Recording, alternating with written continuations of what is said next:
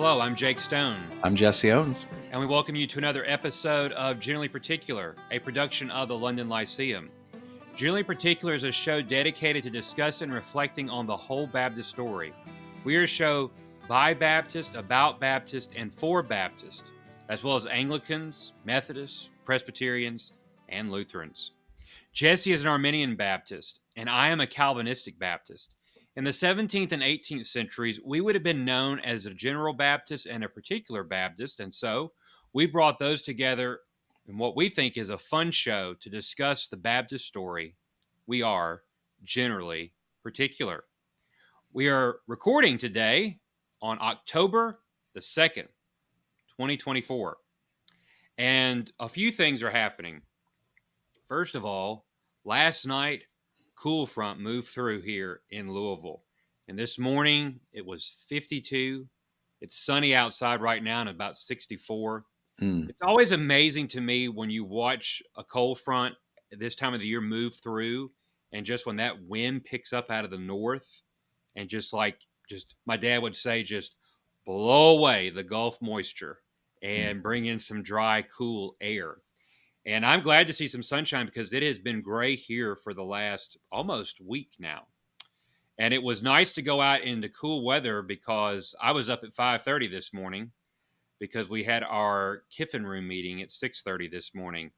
Let me tell you, it is only by my love of Baptist history that I'd get up that early to go. I thought you were giving a sunrise tour over at Cave Hill. No, that we'd have to scale the wall to get in there at that early. I really don't have any desire to be in a graveyard when I can't see. But yeah, but we started. We read the first 30 pages discussing on Judson's work on Christian baptism, and so that was fun. But hey, I had a student here at Welch College who is in our MDiv program, and she's reading Judson's work on baptism. So very nice. Yeah, she's enjoyed it. Yeah, it's very interesting. You know, one of the things, for example, people will sometimes that are become Paedo-Baptist they believe they have found the argument that will silence all of us. And one of them that I've seen before that I've seen used on social media is that, well, the Bible doesn't explicitly say that women can observe communion. And Judson has a footnote where he deals with that objection, letting us know it's been around for 200 years at least. So nothing is new under the sun. Well, last night was that vice presidential debate, and so in my head, I'm just imagining all those memes that have been produced of J.D. Vance is looking straight into the camera, and this is like that Judson moment where he's responding to. It is. He's giving that look. Although I was very concerned that somebody told me last night that they thought that I should be J.D. Vance for Halloween. I saw that. That's you've been Martin Luther for Halloween, so why not? Yeah, but do you think that I look like him? No, I mean you do have a beard, and so got a little gray coming in there. So at least you have hair, so that's good. Yeah, but like some people on this show. But I don't know. You maybe should. How would you do that? You just wear a navy suit and a fuchsia tie? I would need to have some eyeliner because he looks like he wears it. So, but I'm not doing that. No. I would need to have my hair. I've never worn my hair in that style ever, so that's not going to happen. No. So, but anyway, today is October the 2nd, and we're going to see if Jesse remembers anything from Baptist history that he took back in the day at Southern. Jesse, what happened on October the 2nd? And I'll give you the year, and that should give you a clue. October 2nd, 1792. October the 2nd, Don't be Googling it. 1792. The Particular Baptist Society for Propagation of the Gospel amongst the Heathen. Very good. Was formed. And name me the 12 men who were there. The 12 disciples who were there? No, so there were 12 men there. I can't remember all of them off the top of my head, but I do think one of the two most interesting things about that meeting to me are, number one, the collection was taken in Andrew Fuller's snuff box, which they do have over there in England, so it is a Baptist relic. But the other thing is that there was a young student at the Bristol Academy who's there for the meeting, William Stoughton, who will later come to the United States. He will pastor in Philadelphia. I believe he's either the first or second, like, secretary treasurer of the Triennial Convention, and he is a part of the founding of Columbian College, which is the first Baptist attempt of a college in D.C., which later becomes George Washington University. But it's just amazing the ties that Stoughton had between British and American Baptist. So it's just fascinating to me. And then, I don't expect Jesse to know this because this is more Southern Baptist history, but today in 1862 is when William Bullion Johnson died. Now, who was William Bullion Johnson? Do you at least remember that, Jesse? No, I don't. Go ahead and tell us. William B. Johnson. Tell us who he was. Well, he was the first president of the SBC. And yeah, I've heard you talk about him. And he has the distinction of being the only man who was ever president of both the SBC, and he was president of the Triennial Convention at one time as well. And I was looking something. So this is when you have my job and you have my personality, you just go down nerdy rabbit trails. And there was a man who taught at Southern Seminary in church history, Penrose Son-Amon is how you actually say his last name. He was from Gonzales, Louisiana, so he's a Cajun. But anyway, he in 1980 actually spoke at the great cathedral in New Orleans, St. Louis. Yeah, the St. Louis Cathedral. I'm pretty sure that's correct. And what was interesting is that it said he was the first Baptist to speak there since William B. Johnson. So I'm like, okay, when would William B. Johnson have spoken at the great Roman Catholic Cathedral in New Orleans?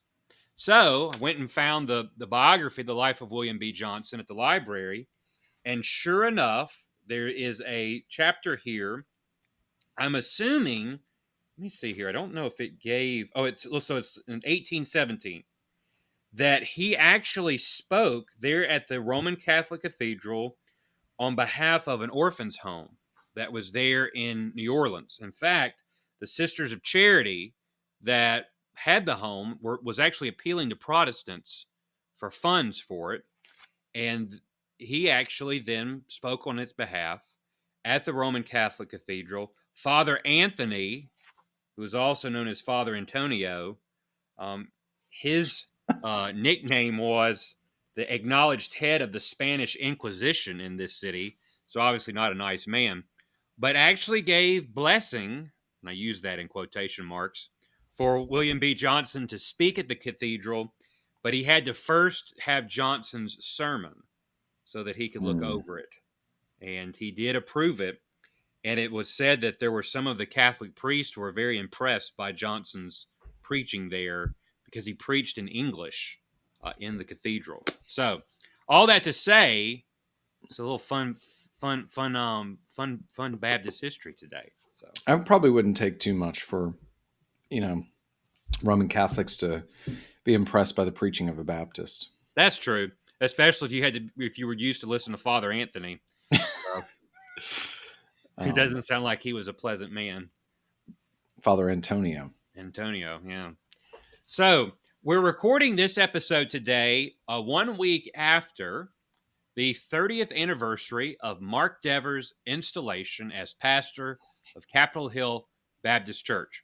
So we thought we would dedicate this show today to celebrating. He is Dr. Dever. I think he's one of the few people that I know in kind of these circles that has a PhD, but is never really referred to as Dr. Dever. And a PhD from Cambridge. Yes. And has a THM from the Southern Baptist Theological Seminary. And but there you got the Duke stuff thrown in there, and his undergrad is at Duke. His MDiv was at Gordon Conwell. THM at Southern and PhD at Cambridge. So quite a diverse educational journey. Mm, And did his THM at Southern, looking at the theology of James Pettigrew Boyce and John Ledley Dagg, mm. which is just to me again interesting. We'll talk about this in a moment. And then did his PhD on which Puritan, Jesse? Richard Sibbs. Richard Sibbs. So we want to talk about just kind of some reflections. We've had interactions with Mark Dever and our appreciation for him. So, Jesse, if you were anywhere in the world and you heard the name Mark Dever, what would come to your mind?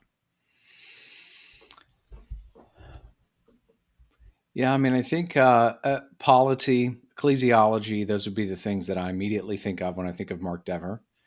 Um, I, I read his work on Richard Sibbs pretty early on. I think that was originally published maybe by Mercer, and that's an excellent volume.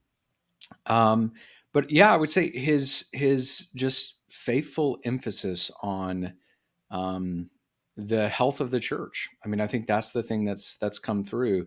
I've said this to you before, but there was a period of time in the early and in 2000s, even into 2010 and into the teens, where there were lots of conferences and everyone was talking about maybe soteriology the most, and Dever was talking about ecclesiology. And it's not that he doesn't care about soteriology; he absolutely does, but he cares deeply about ecclesiology, and I think that's just such a important Baptist distinctive that he's not wavered on. So that would probably be what comes to mind first.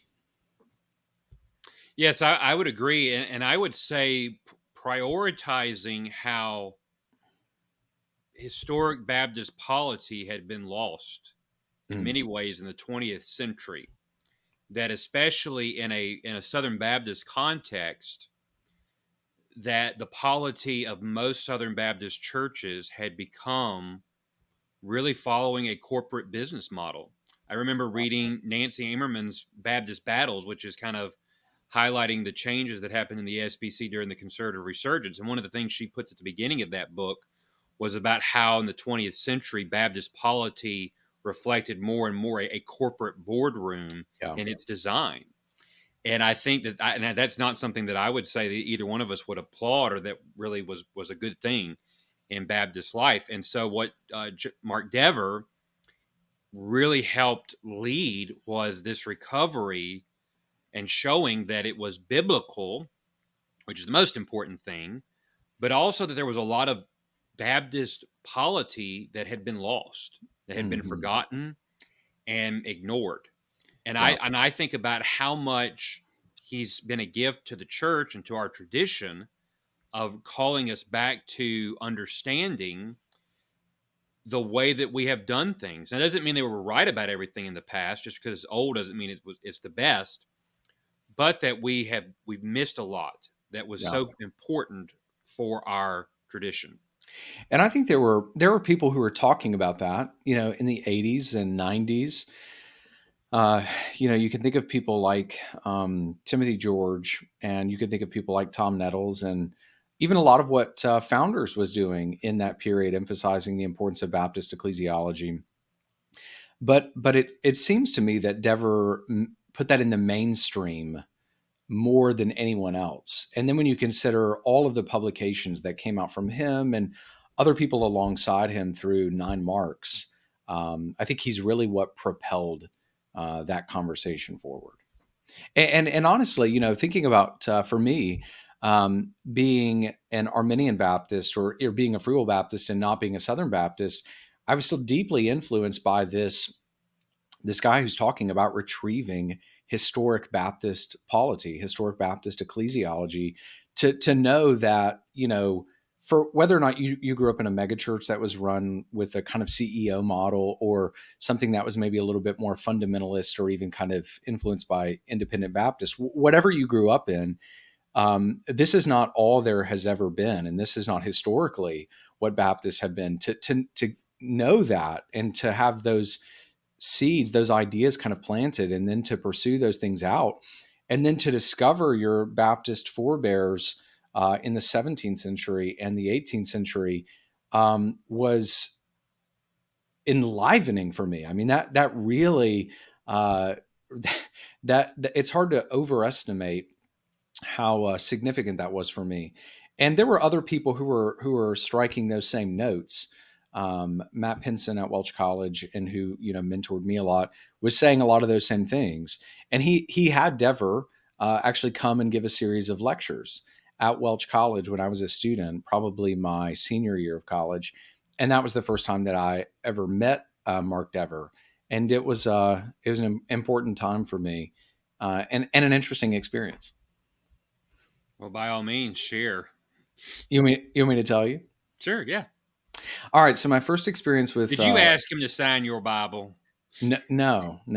So my first experience with Mark Dever, I was a senior in college, and I can't remember if it was in the fall or in the spring.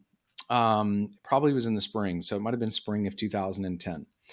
So what they would often do is pair students up with a guest speaker or something like that, and you're just kind of helping them get where they need to go, and if they need anything or whatever. So I was that person for Mark Dever. But for whatever reason, and I really don't know why, for one of his sessions they let me introduce him, and there was basically a biographical sketch that I could just work from or read from to introduce him. So there had been a break in between the sessions, and there were probably a couple of few hundred people in the room. And people are kind of mingling around, fellowshipping, interacting, talking. But it's time for the session to start. And I'm a little nervous. I'm introducing Mark Dever, and I'm a senior in college, and so I step up to the pulpit to introduce him, and people just keep talking.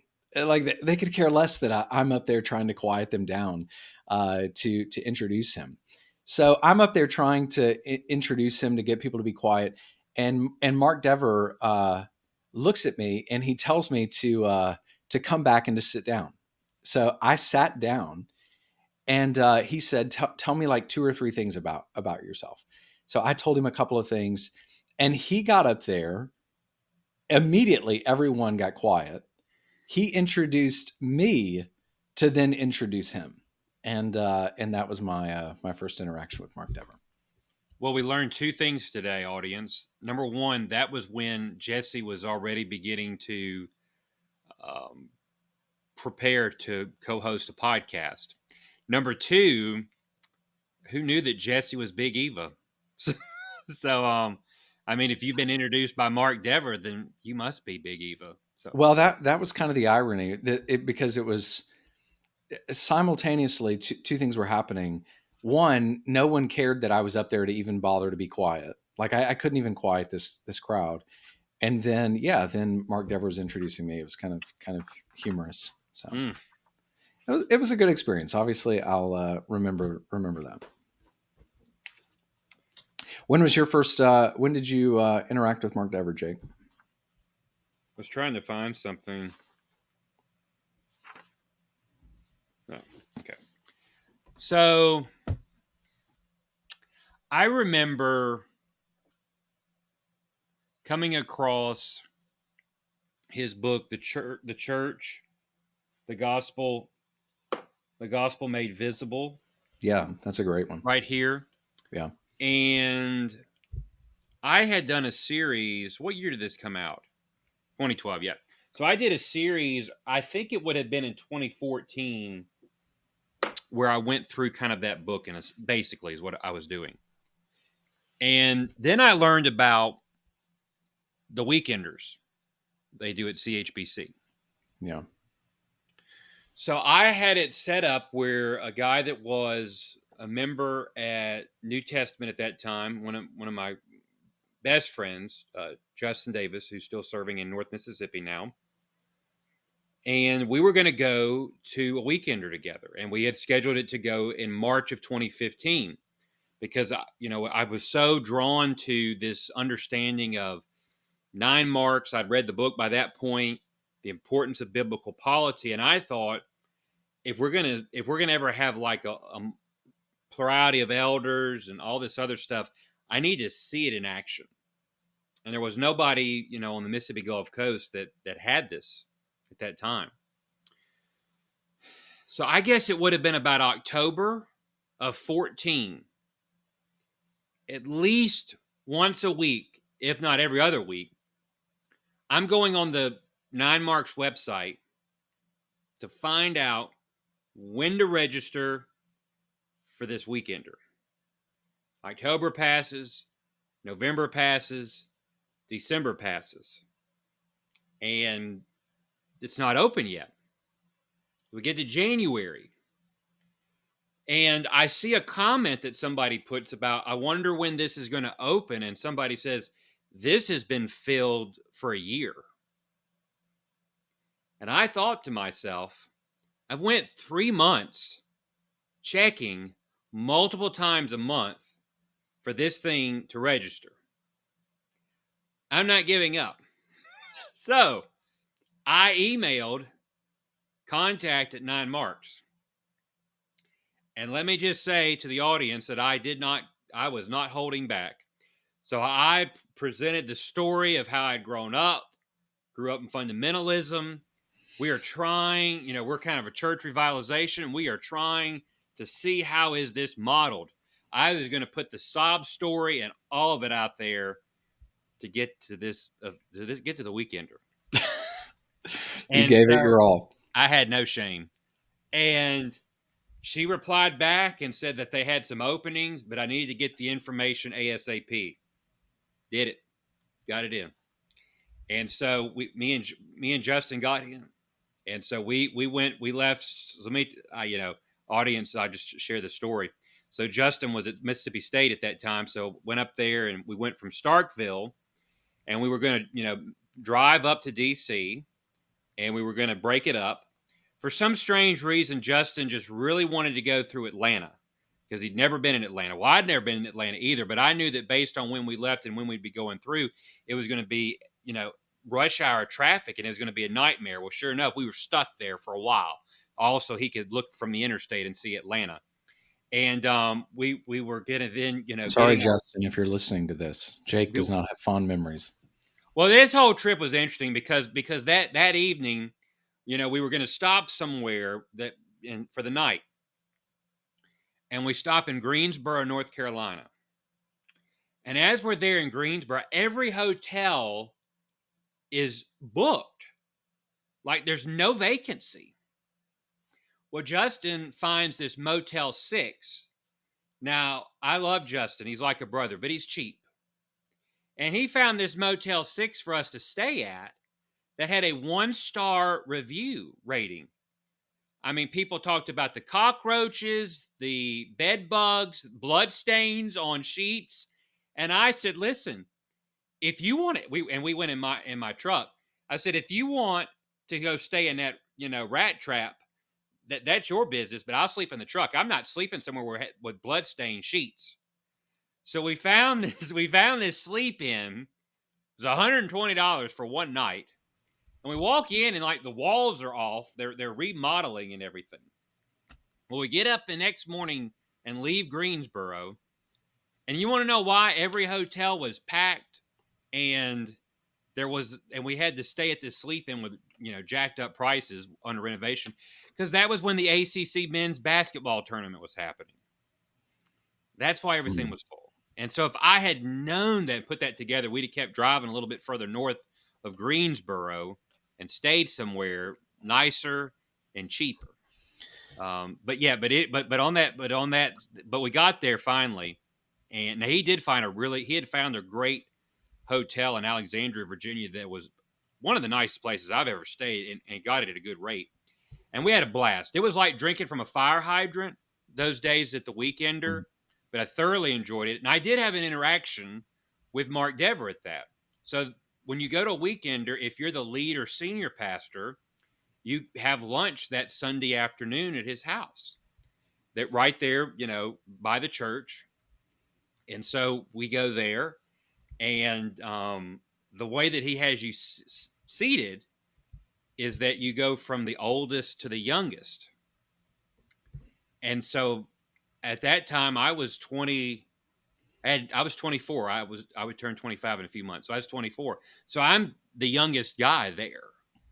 But there were people who didn't believe my age because, people have always thought I looked older. So I had to take my driver's license out and show that I was born in 1989. And I remember the question because you got to ask a question during the Q&A. And my question was, if you had a plurality of elders, could you have men on there that have different views on eschatology? And he said he thought if a pastor, one elder was historic pre-mill and the other was mill, that wouldn't be a problem. Now he said and it's kind of interesting looking back at this now. He said now if one of them is like a post-mill Christian Reconstructionist, he said that's not going to work. Well, the good thing is that you'd never have any of those. I mean, Well, I didn't even really know what that was at that time. I mean, I yeah, had no real, there aren't even any out there, so yeah. you don't even have to worry about But it. last thing about that trip, and I know everybody will enjoy this because people know about my coffee habits. So we drove back from DC to Starkville in one trip, one leg. So we didn't make any stops. So we're somewhere out there in eastern Tennessee.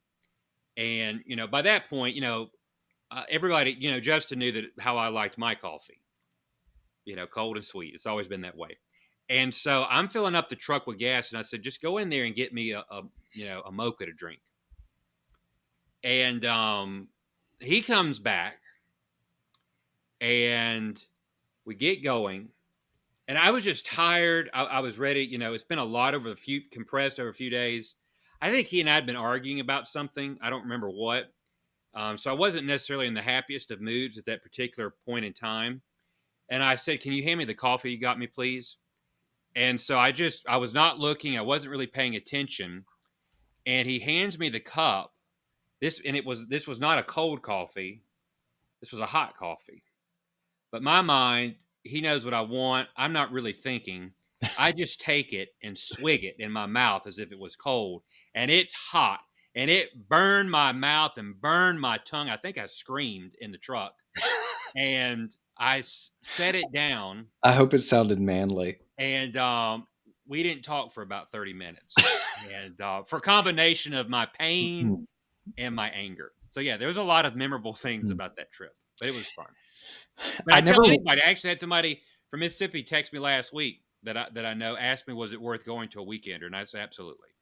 I've never been to a weekender. My dad pastors a Free Will Baptist church, and my brother is on staff there. They went to a weekender, and I think that their initial experience there, as people are introducing themselves and they're saying they're from, Free Will Baptist Church in Nashville, was probably like my experience at Southern. Like, why are you here? But I know Mark and the folks at Capitol Hill have been really kind to them. I think they actually went a second time and had a really good experience. And I think they actually took a deacon or two in the church with them and just really benefited from what they're doing at Capitol Hill. So I'm personally very grateful for Dever and his ministry. I remember being amazed at watching, because the first thing that you do when you go there, at least when we went, was you observe an elders meeting. And just to kind of, what struck me is if I didn't know anything or anybody there, if I knew nothing about Mark Dever, I would not have known who he was from observing that meeting. And what I mean by that is somebody that is a quote unquote name, who's published, who's spoken, and all that stuff. He seemed to be just just as ordinary elder there, in that sense of just like the rest of them. And that really struck me in my observation there. And I really, I came to really learn more about their core seminars, their version of Sunday school. And I've told people that I still believe this, that I consider the material from CHBC and their core seminars probably the best quote unquote Sunday school material curriculum that I've ever come across. I just think it's very helpful, very well done, very diverse. And I love how they do that. I know multiple people who've used that in maybe in a Sunday school type setting or in another group Bible study kind of setting, and have really benefited from those and have spoken very highly of them, for sure. Yeah, and so kind of thinking about a couple of resources that I've always benefited from Mark Dare. We've already talked about, people know about 9 marks of a healthy church. We've mentioned the church, the gospel made visible, but this work right here, which you have to pay a lot to get in Or pay hard nothing. hard copy or nothing, because it is on PDF for free. But Yeah. some of us, we're sacramental. We got to hold it, touch it, feel Well, it. if you ever need to, pay your tuition bill at Southern, you at least have that in there that you can Yeah, sell. yeah. And so this is Polity, a collection of historic Baptist documents, biblical arguments on how to conduct church life. Now, first of all, the interesting thing about when this was, let me go ahead and say that there is actually a new edition of this going to be published here in the next year or so. And A couple of years, maybe a couple of years. yeah, but this was when it was before this was 9 marks. This was when it was known as the Center for Church Reform when this was published. And by the way, just as a side note, because we've already mentioned it, and we actually have a copy of it at the library at Southern. The original 9 marks pamphlet was published by Founders Press back in the 90s, which is interesting to look back and consider. But this this work begins with this statement from John Dagg in his Manual of Church Order, which is, I've always believed this is so good. He said this: church order and the ceremonial of religion are less important than a new heart. And in the view of some, any laborious investigation of questions respecting them may appear to be needless and unprofitable. But we know from the Holy Scriptures that Christ gave commands on these subjects, and we cannot refuse to obey. Love prompts our obedience, and love prompts also the search which may be necessary to ascertain his will. Let us, therefore, prosecute the investigations which are before us with a fervent prayer, that the Holy Spirit, who guides into all truth, may assist us to learn the will of Him whom we supremely love and adore. Which is an excellent way of why it does matter when it comes to polity. And in this work, this edition, you have essays from Dever, from Greg Wills, and Al Mohler. And then there are reprints. And I think about the reprints in here. I mean, these would have been the first time in years that some of Yeah. this material had been republished. We've got, Keach, The Glory of a True Church, but then you've got Benjamin Griffith, who also is very connected with the Philadelphia Association, the Summary of Church Discipline from the Charleston Association. The man we talked about earlier, W.B. Johnson's The Gospel Developed, and then J.L. Reynolds' Church Polity of the Kingdom of Christ. And one of the interesting things, we don't have time to go in this, but Johnson was really an anomaly for early Southern Baptists in that he was very anti-creedal. And Reynolds, who's a contemporary of his in Southern Baptist life, part of his work is he rebuts Johnson on creeds and confessions. You have P.H. Mell, longtime Southern Baptist leader in Georgia, his work on church discipline. And then, who I always refer to as the forgotten founder of Southern Seminary, William Williams, his work on apostolical church polity, which was the only work that he ever published in his lifetime. So just a really great resource of looking at these Baptist reprints. I'm glad to have this edition, but I'm really excited about the new one coming out as well. Because, for example, the new one is going to have some writings from some Black Baptist figures whose writings have been long out of print, and some other things from Britain, like some things from like Andrew Fuller. So really excited for that. And if we can twist anyone's arm, maybe some General Baptists in there as well. We'll see if we can twist anyone's arms. We don't know If if they you'll were Baptist. So if you'll comment on this on YouTube, you can be entered for a drawing to win Jake's copy of Polity. So no, sir, no. This only parts from me if I have exhausted all my resources and I'm down to bankruptcy. So no. And even then, I don't know if I'd give it up. So we should we need to do an episode where it's like hey, you've fallen on really hard times. What order are you liquidating your Baptist library I don't in? want to think about that. It's horrible. That's a nightmare. That's close to the nightmare I used to have sometimes where I was like preaching on a Sunday morning, but the pulpit was like always about to fall over, and I'm holding Mm, on to it the whole time while trying to preach. Yes, that was a yeah. scary, scary dream. Well, I was going to say that that's like when our church started and we had to meet in an elementary school gymnasium, and I had to preach from a music stand. That's an experience I don't miss. So. Mm. The another one that's very that I really appreciate is that I think I don't know. You can tell me your thoughts, but it's a great resource. I think it's maybe overlooked or not engaged very much, and that's Baptist Foundations, Yeah. which is edited by Mark Dever and Jonathan Lehman, and has a really interesting. First of all, I know this sounds weird, but the foreword in some ways is worth getting the book from James Leo Garrett, where Garrett actually does a little bit of a nice little survey on some of the works that had been published over the years by Baptist on polity, and so that's interesting. But just some really looking here at the different contributors. Um, I mean, some of the stuff. Yeah, the ordinances. Dr. Wright is in here. Yeah, I think that is a Dr. volume Jonathan. that people Yeah. often forget about and don't reference, and is really helpful. I've used some of the chapters in there for classes. I've used the volume, the church, the gospel made visible, quite a bit for the ecclesiology section of a systematic theology class that I teach, and it's really helpful. The history of the church, the development of the ordinances in Baptist ecclesiology is really good, and then the kind of constructive theological components are really helpful as well. And then maybe to a last thing to remind people or encourage is Mark Dever's T4G sermon Hmm. from is that 16 or 18?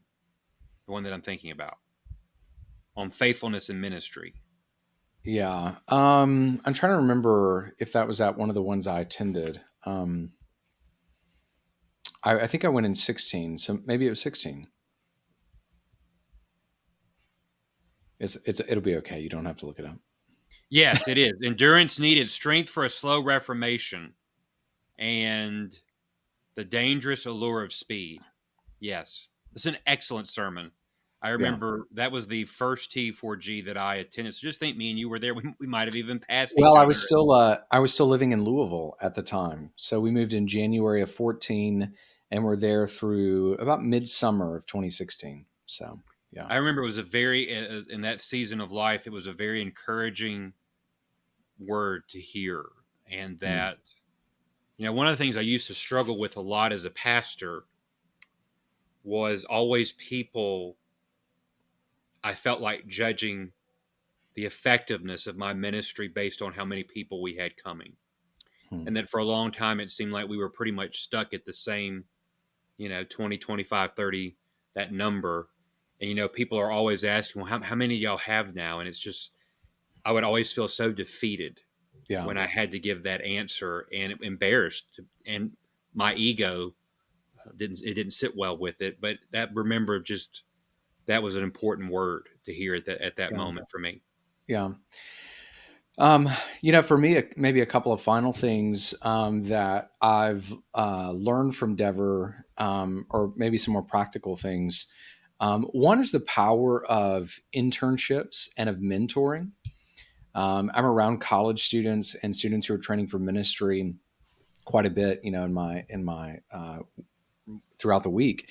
But even in the life of the church I pastor, thinking of some of these students who are here training for ministry, the opportunity that you have to mentor them and to influence them and to give them opportunities to serve, to better prepare them to go out and serve in local churches. And I think about the people that Dever has influenced in that way, and then have been sent out to pastor other congregations in need. So the practical application of the things that he's writing in these books, I don't think we can overstate that. If Mm. Dever had just been an academic somewhere writing books on ecclesiology, publishing books like Polity, but was never applying these things within the life of a local congregation and was never exporting them in some ways by training up other ministers, I think the effect of his ministry would have been significantly minimized. So here I am thinking about a guy with a PhD from Cambridge, but he's dedicated his life to local church ministry, and then is writing kind of uh, lay level or pastor level books for the most part. Um, but his influence, I think, is increased by that, because it's not, here's just a guy somewhere who's writing these books. No, he's actually doing these things, and I think we can't overlook the significance of that. Another thing is Mark Dever just kind of has a settled confidence. Um, he's not he's not bombastic. He's not he's not kind of a shock jock by any means. Now he says things that are controversial, but not in an intentionally offensive way. He believes what he says. He holds these convictions. He thinks they're biblical, and he just sticks by them. And that kind of settled confidence, I really have admired that. Yes, and I think an appreciation for a true churchman, a true churchman. Yeah, And I think in many ways that is what, there's a lot of things we could say about the celebrity culture in evangelicalism. I think one reason that Mark Dever has stayed grounded the way that he has is because he's a churchman first and foremost. yeah, And that can't be said about a lot of the men in the circuit, we'll put it that way. I think something else, too, that struck me looking at the commemoration, Caleb Morrell, who's a great brother at CHBC, wrote a really wonderful article for the Gospel Coalition on the 30 years and had some pictures and had posted some pictures on Twitter. And one of the things that struck me about that event was seeing the collection of men who were there. He had a picture of Roger Nicole, yeah, Timothy George, Al Mohler, and then one of Mark Dever's pastors in Kentucky when he was growing up. And so you think about, there's three men that have had books known nationally, internationally in Baptist life, and then just kind of what we would say a local pastor. yeah, And but you also had at that event, you had D.A. Carson who spoke there, and it struck me like those are all very different men. They occupy different places on the Baptist spectrum, and yet a reminder that all of them contribute to the Baptist story, and kind of reminds why we do what we do here at Generally Particular, to yeah, try to show that while we need to be settled and have confidence in our own confessional convictions, with an appreciation for those that may not be exactly the same with us on every point of that confessional conviction, but that we do have a great tradition that we are all a part of, and that we share more in common than we don't. So, yeah. Well, it's been by the good, Jake. way, just to let everybody know, on this October the 2nd, that Jesse and I were on the mountain. We were in the abyss, and then we were back on the mountain this past Saturday when Alabama Roll beat Tide. Georgia 41-34. And we want to give a shout out to Eli Blaylock, who was distraught. Let me just say, folks, that I was distraught with about 2.5 minutes to go in that game, and I'd watched a 28-point lead become a 1-point deficit. But God bless Ryan Williams, the 17-year-old from Saraland, Alabama, winning the game. So Yeah, it was. I was happy we won. Jesse wasn't. Jesse's reaction was, "Well, I hope we learned something." Yeah, I I, said I hope. I was I said I excited hope. and pumped. And so, No, I said I hope the coaching staff learned something from this. We almost squandered a 28-point lead. That's all I said. I think our audience needs to know. You I'm know a what? little more, as anyone has listened to this for any period of time can probably tell. I'm a little bit more measured than you. You're kind of like you're in on this. It's with Alabama, it's the same way. It's like despair, like, oh man, we're terrible, or it's like, oh yeah, and I'm just kind of like, hey, I'm excited, glad we won. Hope we But learned see, something from squandering a 28-point lead. In our friendship, though, I feel like you used to be more positive about Alabama sports. Now I'm the person that's more Oh, positive. we've changed roles. Yeah. Well, that's all Well, right. that's what happens when you get older, like Jesse. He's more I'm sure our cantankerous. listeners can only take so much of us talking about Alabama football. So. I know. Well, we want to show grace and love to those who are outside that stream. So, But mercy, I sure hope we beat Tennessee. Wow. yeah. Especially for Jesse's sake, since he lives down there in Tennessee. The Tennessee fans they're unbearable. But just remember this, folks. At least we're not Auburn fans. And on that note, we will say, stay Baptist, our friends. Stay Baptist.